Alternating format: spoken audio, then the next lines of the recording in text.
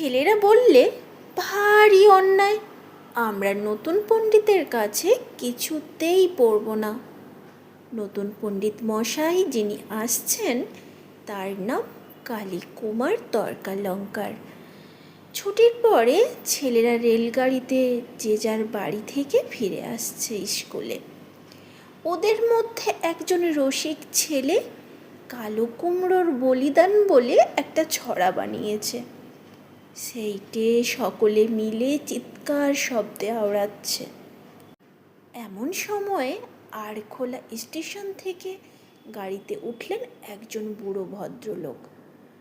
সঙ্গে আছে তার কাঁথায় মোড়া বিছানা, ন্যাকড়া দিয়ে মুখ বন্ধ করা 2-3টে হাঁড়ি, একটা টিনের ট্রাঙ্ক আর কিছু পুটুলি। একজন সন্ডা গোছের ছেলে, তাকে ডাকে সবাই পিচকুন বলে। সে চেঁচিয়ে উঠল, এখানে জায়গা হবে না বুদ্ধা, যাও দুসরা গাড়িতে। বুড়ো বললেন, বড় ভিড়, কোথাও জায়গা নেই, আমি এই কোনটুকুতে থাকবো, তোমাদের কোনো অসুবিধা হবে না বলে ওদের বেঞ্চি ছেড়ে দিয়ে নিজে এক কোণে মেঝের ওপর বিছানা পেতে বসলেন। ছেলেদের জিজ্ঞাসা করলেন, বাবা তোমরা কোথায় যাচ্ছ, কি করতে? বিচকুন বলে উঠল, শ্রাদ্ধ করতে। বুড়ো জিজ্ঞাসা করলেন, কার শ্রাদ্ধ? উত্তরে শুনলেন, কালো কুমড়ো টাটকা লঙ্কার। ছেলেগুলো সব সুর করে চেঁচিয়ে উঠল, কালো কুমড়ো টাটকা লঙ্কা, দেখিয়ে দেব লবডঙ্কা, কালো কুমড়ো টাটকা লঙ্কা, দেখিয়ে দেব লবডঙ্কা।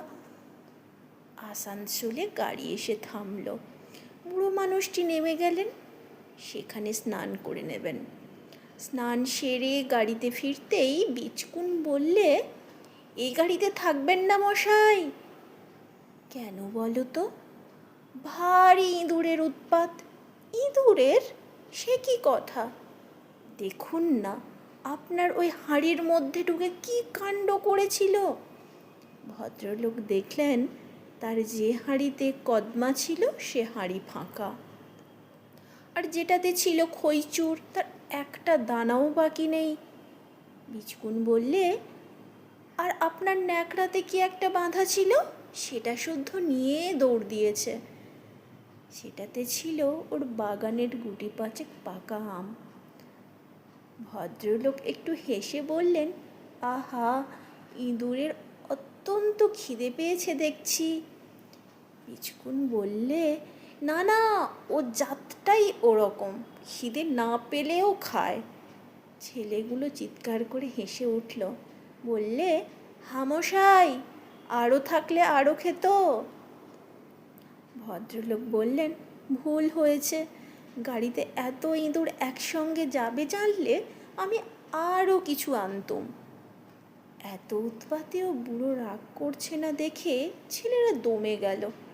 রাখলে মজা হতো। বর্ধমান এসে গাড়ি থামল। ঘণ্টাখানেক থামবে, অন্য লাইনে গাড়ি বদল করতে হবে।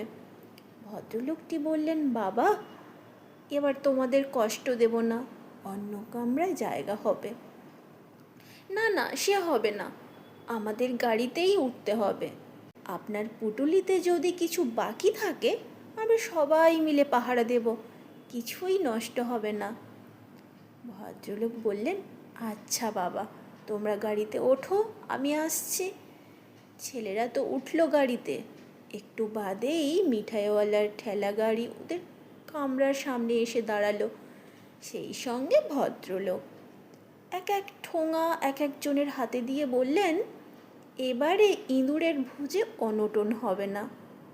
ছেলেরা হুররে বলে লাফালাফি করতে লাগলো। আমের ঝুড়ি নিয়ে আমওয়ালা এলো, ভোজে আমও বাদ গেল না।